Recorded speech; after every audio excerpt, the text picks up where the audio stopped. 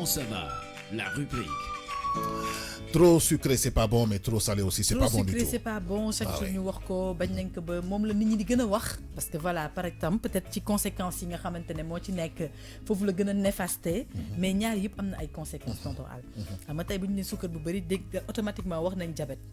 xam nga tey jii nii bu ñu waxee xorom ñu ngi laajte lan la xorom di def alors li ñu ci xamul mooy xorom non seulement tant que yaa ngi am excès de xorom rek rétention d'eau da nga koy am Absolument. maanaam tu as toujours envie de boire de l'eau Donc, da ngay am voilà. benn soif bu intensive te soif d'eau boobu noonu du génn ci sa yaram dafay mel ni luy des ci sa biir Dëgg la. yaram bi voilà sa yaram sa peau bi day gaaw a vieillir da ngay gaaw a màgget da ngay am vieillissement de la peau da ngay am ay problèmes cardiovasculaires xam nga maanaam problème hypertension artérielle sax da nga koy am ñi nga xam ne dañuy am problème vision loolu yëpp c'est des conséquences yoo xamante ne xorom daf koy def Daf koy def. am na ñoo xamante ne xorom bu bëri tax na bu ñu amee góom seen góom du gaaw a wér c'est que les gens ne savent pas xam dañu yaakaar ne juste ci diabète rek la comme par exemple ñi nga xam dañu am excès de sucre mais même ñi nga xamante ne dañuy am excès de sel boo amee góom fii ba suba di nga faj ba sonn góom bi du gaaw a wér c'est pas carrément les mêmes manifestations nga xamante ne moom lay am que sucre bi mais xaw nañu bokk ay effets yoo xamante ne dañ koy am Absolument. non seulement booy lekk xorom bu bëri si tu as trop de sel ci sa biir yaram da ngay am tout le temps problème bu ballonnement tout le temps da ngay ballonné fu ñu la fekk gaz moom doo ci jóg ah nopp yi riir bi kay mooy tension bi déjà xam nga tension moom ñëpp xam nañ ne xorom moom tension xorom la gën a bañ balaa nga kaa xam rek lekkal xorom guddi bu la leeree ba leer ne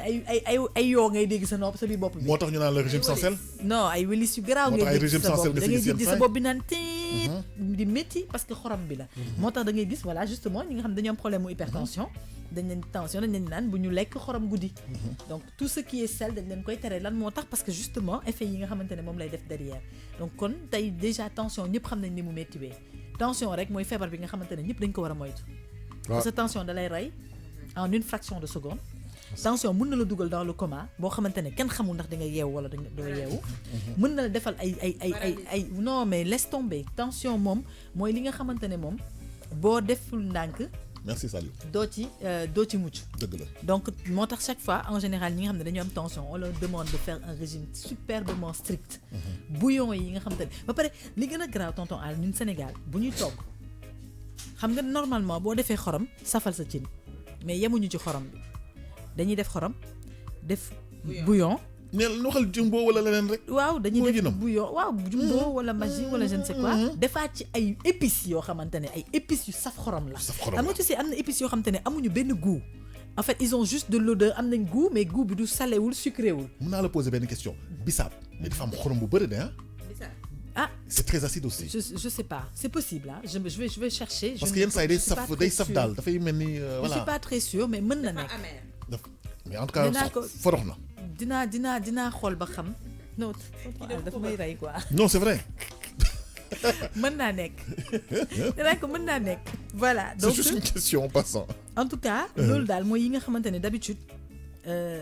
boo ko amee tendance di ko am mooy par exemple foo tout le temps da ngay mar naan à chaque fois boo lekkee xorom ba pare da ngay naan di naan rek jàppal ne tu as un excès de sel ci sa biir yaram nga lekk ba pare ballonné comme par exemple saay soo lekkee lu saf xorom ba mu ëpp rek wala nga lekk xorom bu bëri da ngay gis tout le temps da ngay ballonné di ballonné rek saay soo yeewoo ballonné soo yeewoo am problème mu voilà xamal ne am nga excès de sel Absolument. donc vraiment nit ñi conseil bi ñu leen di jox mooy nañu arrêté consommer xorom bu bëri bi mooy maanaam tey ngay togg xam nga suñu yaay dañ daan def comme par exemple bu ñu togg suppu kànja suñu yaay yi suppu kànja bi comme dañ koy safal ba mu saf ñànkatang duñ ci def xorom ce n'est plus notre cas ñun suñu génération dañu bëgg lépp di saf maanaam lépp lu ñu teg suñu làmmiñ mooy am goût de ce fait bu ñu toggee soosu suppu kànja bi safal ko nag def ci ñamañ déjà suppu kànja liñ ci nit ñi xamul mooy aliments yi ci dem yëpp dafa saf xorom parce que c'est des fruits de mer la plupart du temps Absolument. et tous les fruits de mer sont salés mais même pas suppu kañ da ngay wax ceebu géej. waaw ceebu géej rek par exemple voilà donc yooyu yëpp ay fruits de mer la yoo xam ne dañu am xorom bu nekk ci ñoom déjà boo leen xoojee rek xorom bi day génn mais day joxe tamit ëdëm. waaw moom laa lay wax day joxe œdème moom laa lay tey. expliqué œdème yi kay kenn waxaaletu ko non seulement da ngay am œdème ba pare teg si du gaaw a weer tey. donc déjà loolu mooy je vais donner un exemple sur ce plat là rek parce que plat boobu noonu moom ñëpp xam nañ ne dafa bëri ñamax waaw. suppu kànja moom ñëpp ñamax gi daa bëri sap la def. donc da ngay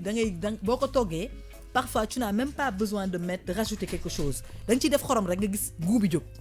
mais ñun du ñu yem ci loolu dinañ ci def magie def ci ñama-ñama ba affaire yi dem ba excessif nga bëgg jëlaat ñankatang bi nga xam ne moom ngay lekk tonton Al nga defaat ci xorom encore donc du coup tu as un double excès de sel moo tax suñu yaay dañ daan def bu ñu toogee genre plat yooyu noonu ay mboroxeek ñaari cin daal da ngay gis waaw ay mboroxeek ay suppu kànja ak ay ceebu géej ak yooyu da ngay gis dañuy wàññi toujours xorom bi parce que dañuy bañ effectivement xorom bi excessif te gis nga xorom bu bëri sax Al boo seetloo bu baax boo koy lekk sax yow sax da lay sonal parce que dafa du neex quoi irrité mais am na ñoo xam te ne ñoom tant que seen lekk demul ba yow booy lekk di siitu wala ngay naan ndox doo lekk parce que les gens ont vraiment une mauvaise façon de s'alimenter ma doolu la aussi ñi nga xamante ne ñoom ñooy jigéenu wérul yi dañoo war a moytu li nga xamante ne moom mooy xorom d'habitude da nga gis jigéenu wérul boo xamante ne fu mu toog tànkam bi dafay néewi ba boo jëlee sa loxo sax boo ko si dugalee nii voilà sa baaraam bi dafay daal di dugg bu baax te loolu c'est très dangereux pourquoi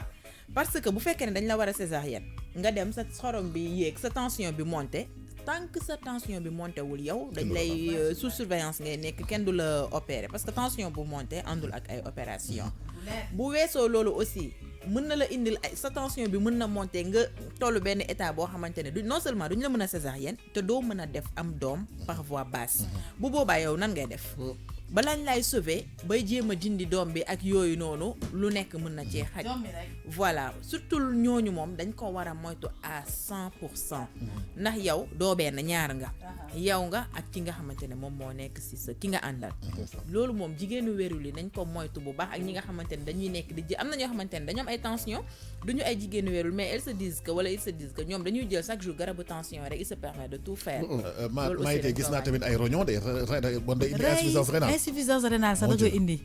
yaa ngi gis xam nga kon effet yi muy am mar détail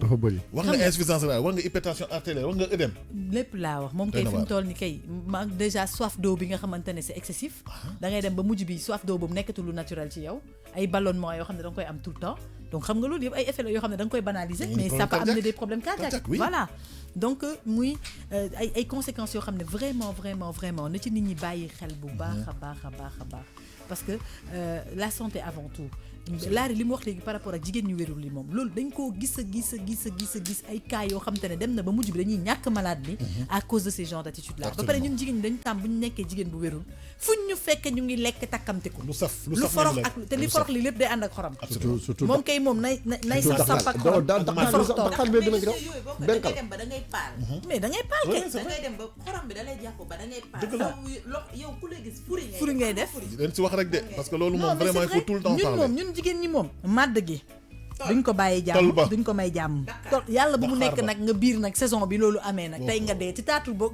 jaaykati table yi ngay toog foofu da ngay toog jàpp sa ñaambur waaw di ci faju benkal xam nga benkal xam nga benkal bëgg naa ko benkal moom yow jigéen bu wan la benkal temps yi amul non benkal du am benkal bi ba nga jël xam nga dafa saf sukkar ba nga jël kii bi xorom gi di ko ci capp di macc yooyu la ñuy def waaw ak kii bi nu mu tudd ci toll bi nag toll bi nga xam ne boo ko xoromul bu baax te moytul doo ko mën a lekk donc da nga koy obligé xorom ko ay cerise ay déet mango verte nag yow mango verte bi ba ñu wisal la ci xorom ak kaani bi mango verte baaxul de ba affaire bi dem ba changer couleur lan lañ ta école lu ñu la je ne mange pas de mango verte ça me donne de la colique waaye colique de gëj naa am xam naa parce que nit ñi dañ koy lekk non c'est vrai excès de sel vraiment excès de sel baaxul quoi c'est des petites manies qu'on néglige mais qui ne sont pas bonnes en fait xam nga d'habitude jigéenu bu wérul bu dañ lay bàyyi d'habitude des fois ci say caprice ba duñu xam ne ñu ngi lay xam nga bu ko jigéenu wérul bu ne man nii rek am na ci ñoo xam ne di caprice bu impossible la ñuy def parce que parfois ils font des caprices inutiles da ngay gis ko xam te day toog man toll laa bëgg man màdd laa bëgg ñëpp dëgg daw mais pas jigéen dégg naa Yacine Pouye loolu rek la bëgg ñambaat bon yow man dama daan lekk toute une année entière dafa benn femme mooy gis nga ko les Sacré-Cœur bi Collège Sacré-Cœur xam nga am na benn ay femmes yu jaay foofu noonu màdd yeeg mango yeeg ñoomin seen yi toute l'année chaque jour fa laa daan jaar chaque jour damay jënd màdd c'est-à-dire que amul moyen ma ñibbi sans màdd pas possible toute l'année laa la wax de saison non saison te dañ koy def pare waaw wala Seydou Nourou Tall dañ koy def si ay bocal yu mel nii sama collègue yi say suñ ma xoolee waaye yow xanaa at bi yëpp da nga koy biir tamit man pourtant nag nekk madd Non, non, taxul c'est une biir envie, rek taxul c'est lekk madd. question d'habitude la rek. Habitude la. am na ñoo xamante ne tout le temps dañuy lekk maat mais comme man lu acide. bugguma ko lu forox bugguma ko te pourtant voilà. bu ma nekkee xale di jàng nekk yàlla su ren ma riirandoo bi moo ma si doon yóbbu. waaw bu baax bu sax ma jógee yàlla su ren ndox ba Seydou Nourou Tall pour jëndi madd. jëndi sama maat bi delluwaat Ak ñambaar. waaw mais nag maire bi nekk Seydou Nourou Tall caaf yi mu amoon ak gerte suukar yi mu amoon. déggal kii. Oh. mais nag acide ak frox ku nekk li la intéresse. acide ak frox dafa baax ci yaram dafa baax ci organisme. pas trop. waaw non xaaral ma expliquer leen. acide ak frox. ah bon. mais non mais là xamul lu la. xam nga Seydina. Maïté am conseil naa santé bi information elle parle de dosage. am naa Déglu rek, information bu Seydina. jógee fële. dosage bi la. forox gi moom. dosage. forox googu ngay wax. lu mu forox taxul foofu forox de. ya rek la tàng na de. waaye yegguma Dama lay foofu de expliquer non rek. yegguma foofu. waaw man dama mais ne xam naa fa la jëm. frox Balaa laa nga faa yegg ne. ma waaye dégg xaaral waaye Maïté dama ne Maïté waaye déedéet dafa nànk rek àll. man damaa waxagum. waaw non dama information la bëgg non dama bëgg sa plateau bi. dee koy coacher di ko gérer. daa di ko coaché ti. ah waaw non gën a coacher. freiné naa ko de ah. gën a coacher waaw freiné na man dama ne frox. frox yemale na la. yow kii kay da ngay wax kii moom dafa bon de moom bu ñëwee rek commencé di quoi kii jami sax yéen namm xam nga kii nitu dara kii jami sax namm laa ilaaha illallaah Allez, continue, ma ne vas-y. ni ma ne oui ma waxu xorom lañ fi waxu waaw ñu waxu waaw ma ne xorom Waaw. xorom ak forox ak saf mais dafa baax ci organisme loolu laa wax ma ne ko si ban fànn. lekk ko organisme xam nga organisme doomu si ban fànn. fooy waxee. tonton Al continue continuer yow. leen daal leer na lekk ko forox di ko di xëy leer kii doo ko génne di fii. di xëy di lekk lu forox chaque jour di xëy di lekk xorom chaque jour taxul sa foofu forox lenn daal leer na mooy moytu Estomac rek leen laa fa gis. waaw moytu Waaw. leen xorom yow. si non moytu c'est pas leen bon. te du stimulant te du aphrodisiaque. du aphrodisiaque du stimulant Nay leer. nay leer waaw kay non fii loolu yëpp yegguñ ci non dañuy dama ne expliquer ñun tamit lekk ay tol lekk ay madd lekk ay benqal lekk ay daqaar lekk ay njambaan yooyu noonu lenn rek moo baax ci li ngay cité nii yëpp xam nga lan la c'est des produits à vitamine C absolument. c'est des produits qui ont beaucoup de vitamine C léegi vitamine C gis nga baaxul ci màdd bi organisme waaw waaw loolu laa wax waaye Fi ngay waxee ak ñun, fi ñu koy aspect waxee forox bi bokkul. moo tax mu baax forox bi non du aspect forox madd bi du forox mais du aspect forox bi mais xanaa xamoo même bu amee vitamine C déjà da nga gis koo xam ne day jël màdd. def ci man kat dama ñemewu la laal lifin gi. waa jarul laal moom day jël màdd def ci suukar def ci xorom def ci kaani def ci bouillon def ci yëpp ba mu Ah, sax non, ñu doon bouillon. non bu yow baaxul am na ñoo xam ne seen pot yi poivre la ñuy def poobar bu mokk. waaw jël tuuti bouillon bi wis ko ci. suukar xorom kaani yëpp yëngal ko boo ñëwee moom lañ la ko mais yow loolu dafa sori sax màdd gi nga yow dafa sori nen gi pinton nen gi ñuy lekk ci boutique yi da ngay jënd pinton nen ñu jëlal la gars yi fekk préparé nañ seen pot wis-wisal yooyu noonu poobar bi day am magie am lépp ci biir am kaani am xorom dañuy jël rek wisal la ko yow tu passes ton temps à manger ça non mais c'est que après mais sax bu dee tu en manges un peu c'est pas grave xam nga da ngeen di wax ni vitamine C dafa baax ci yaram c'est normal nit da nga war a am ay affaire yu forox ci say kii mooy comme soxna su war a am borom kër donc loolu non c'est-à-dire loolu soxna su war a am borom kër ak ban bu rapport la ñu defee thème de société bi suba non, yow nee nga ne yow suba da ngay def thème de société bi xaw ma lan société dinañ si wax thème bi ma fii def xaar rek ban rapport moo am entre soxna su am borom ah kër boo la ak ma ko xorom laajee aussi Al ak xorom yow mi diriger émission boo la ma ko laajee aussi moo ko non dama ko koy laaj parce que Al ñun ñi ngi wax xorom moom mu fi wax ay Excès de sel nañu wax ñu. waaw waaw léegi soxna su am borom kër ban rapport la am ak excès de sel ok doxal leen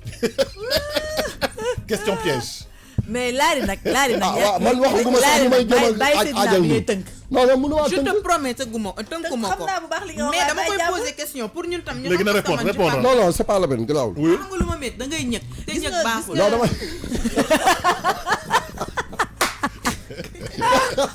wax ji ñeent la. waaye kii wax ji ñeent la. damay ñëw yii wax ji ñeent la. bon de toutes les façons voilà Seydina xorom beeg suukar geeg forox beeg yëpp ci bokk yem dëgg la boo ci excédé rek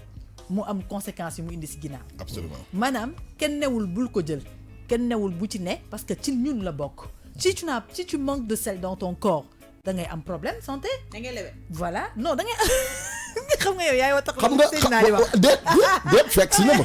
déet yaa ngi koy yemale ba pare di ko dugalaat ci waaw waay déet yàlla àtte na waaw yàlla àtte na dama guñ fenn yàlla àtte na balaa émission bi di jeex yàlla àtte na mi ngi lii di ko wax li ma wax loolu la wax ni boo manqué day wax day kaf rek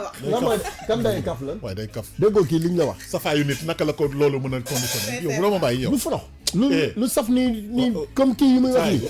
sa waay yow leneen baaxul de yow gis nga yow lan Seydina man daal yow laa àndal da nga wax sa point de vue man nga àndal waaye de nag yow amuloo pour ànd ak kenn yow da nga war a def pour conseil yow conseil nga war a joxe nga may ci dafa ragalul yàlla yow kii waxagul mu ne moom la àndal te yow quand même parce que xam la moo ko neex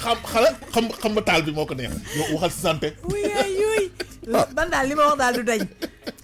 waruñoo manqué lu saf waaw waruñoo manqué xorom waruñoo manqué suukar c'est vrai maanaam waruñu ko manqué mais vraiment waruñu ci am lu excès. ëpp voilà c'est vrai. bu mu ëpp bu mu yées na yem maanaam fi mu war a yem na fa yem parce que yaram dafa soxla loolu yëpp que ce soit aspect acide bi aspect forox bi aspect saf bi lépp ci biir xorom bi kaani bi xam nga yow nit ñi moom dañu xam ni que da ngaa vert ba pare da nga lan dañu xam da ngaa vert mais ba c'est que pare xam nga mooy sam problème aussi tamit fii démocratie aussi amu fi ak tamit non parce que aussi bu fekkee dañu tëj sa micro non seetlu naa benn est-ce que affaire dañu tëj sa micro te ñuy sa micro mais ñu ngi may tëj ni ñu ngi may tëj fi la ñu tëjee non xoolal yow Seydina xoolal fi nga lii soo ko waxee nit ñi dañ lay reetaan yow xoolal kenn empêché wu la fi man moom seetlu naa benn affaire saa yi ñu commencé di wax ci yenn sujets yoo xam ne dafa intéressé askan wi du dëgg yow la ñu ko intéressé ñu dagg la waa léegi loolu du yoon du yoon tënkal ñu dem si King People Seydina daal bu ñu yàggatee foofu li nga wax daal man dama koy appuyer da ko mën a dindi nit moom warut a bañ a am lu saf lu nekk moom ci baaxul yaramam moom waaw mënut a bañ a am lu saf lu nekk ci yaramam dañ koy faral di wax léegi nag ndax lu saf loolu noonu mooy tax nga saf carrément wala ndax dafa am leneen liy tax nga saf ci organisme lay dugg daal that is the question ci organisme daal nit